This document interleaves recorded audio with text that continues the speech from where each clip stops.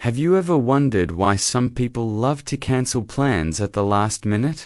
They always say they are tired, or that they have a sudden headache, or they might say that something urgent just came up out of nowhere. It makes you feel rejected and think they are avoiding you on purpose. Perhaps you believe they don't value your friendship as much as you do.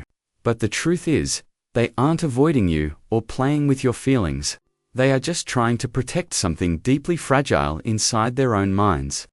They are defending their remaining mental energy from completely collapsing after a long day. If you prefer a quiet Friday night in your favorite pajamas, welcome home. Sitting in a dimly lit room feels better than a loud, crowded party. You are about to see your own silent struggles reflected in this story. Society often labels staying at home as being boring, antisocial, or lazy. We are told that we are wasting our youth if we aren't out. They say we must constantly make new memories and expand our social circles. But psychology looks at this behavior in a completely different and positive way. It tells us that choosing the comfort of your space is not bad. It is actually a profound and necessary act of mental self-preservation. Let us look much deeper into why this behavior happens to many people. Not everyone recharges their internal battery in the exact same emotional way. This is one of the most fundamental differences in all of human psychology.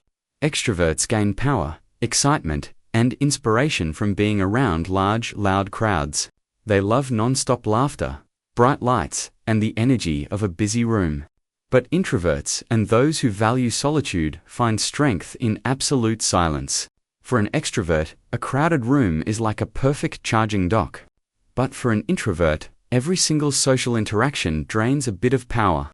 Think about what actually happens inside their brain during a simple hangout. Their minds are constantly processing a massive wave of complex social information. They are not just listening to the words you are saying out loud. They are carefully reading subtle facial expressions and shifts in your tone.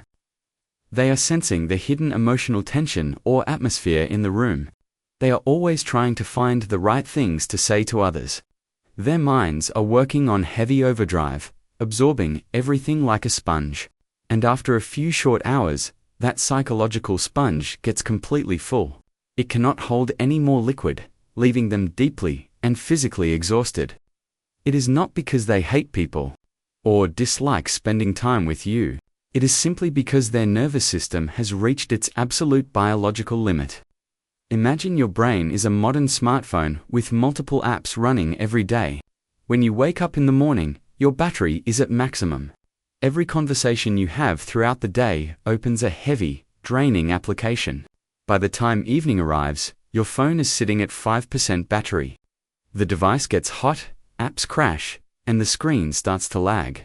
What you desperately need is to plug in the charger and rest.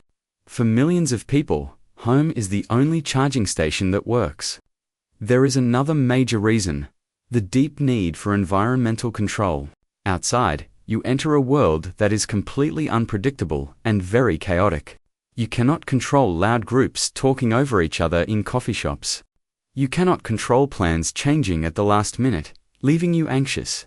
You cannot control awkward small talk where you force a polite smile. But the moment you step inside your home, the rules completely change.